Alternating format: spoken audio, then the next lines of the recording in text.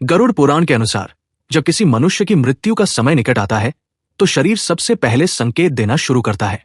सांस भारी हो जाती है, आंखें किसी अनजानी दिशा में टिक जाती है और कानों में ऐसी आवाजें सुनाई देने लगती है जो जीवित लोगों को सुनाई नहीं देती। उसी समय आत्मा अपने पूरे जीवन को एक चलचित्र की तरह देखने लगती है। बचपन की मासूमियत, किए गए अच्छे कर्म, बोले गए कठोर शब्द, किसी का दिल दुखाना, किसी की मदद करना, सब कुछ। कहा जाता है कि मृत्यु से पहले आत्मा अपने ही कर्मों का न्याय करने लगती है। अगर जीवन में दान, सेवा और भक्ति रही हो तो कमरे में एक शीतल प्रकाश फैल जाता है, मन शांत हो जाता है और दिव्य सुगंध महसूस होती है।